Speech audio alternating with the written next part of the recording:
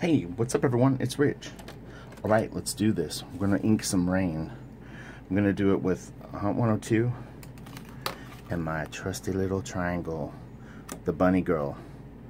This is a beveled edged inking triangle. Very, very thick card that I taped to the back just to lift it up a little more. And I'm going to freshen my ink really fast. So I'm using Ultra Draw and a mix of Eon Vortex super black ink. I may even put a little water in it. If it's not flowing good, we'll see. Just starting to work for today. So what I'm going to do is the guy that got the commission, he wanted a lot more rain. So what we see here is really just a suggestion of what's going to go on.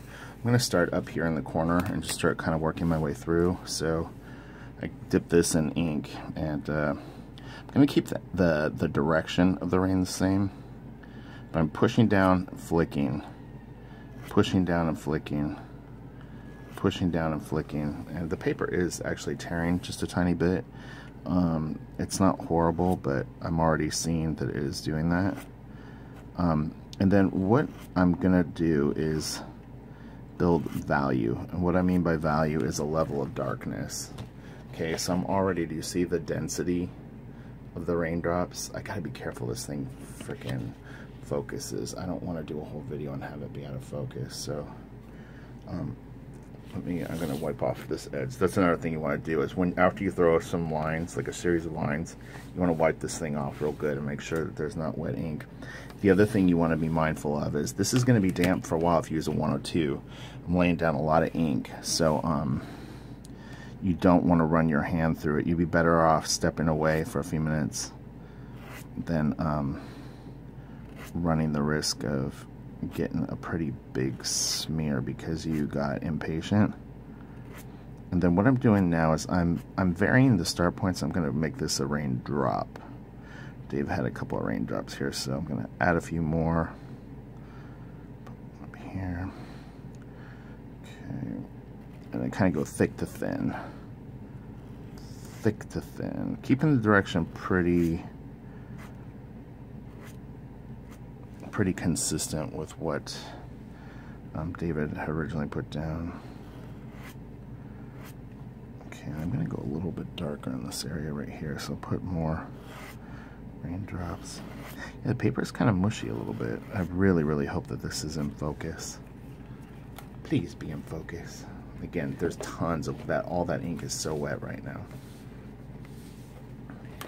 Okay, so I'm going to take it pretty dark to here, and then I'll have the rain kind of open up just for a little bit, meaning I'll have less. So I'm using the suggestion of what David put down.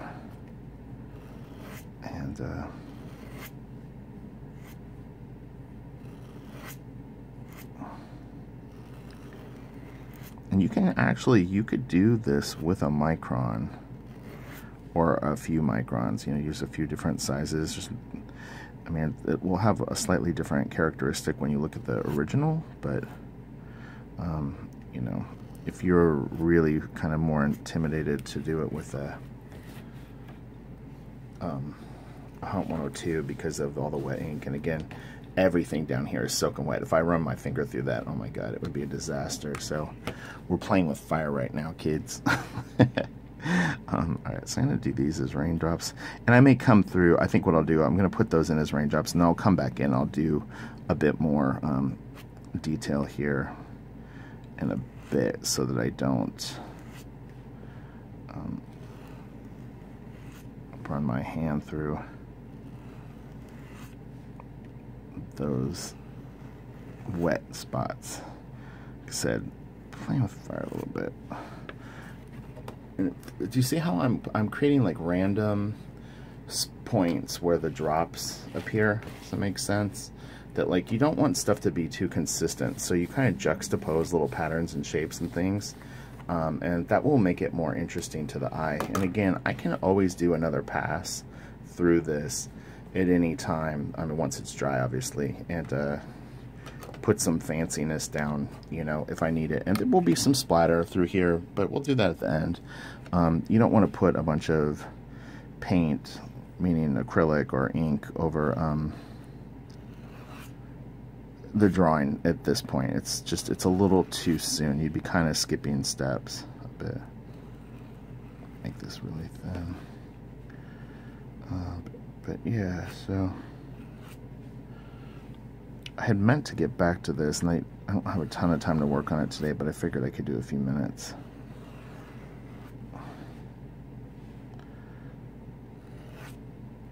And he's got these raindrops coming in perspective. If you look, it starts to sweep this way.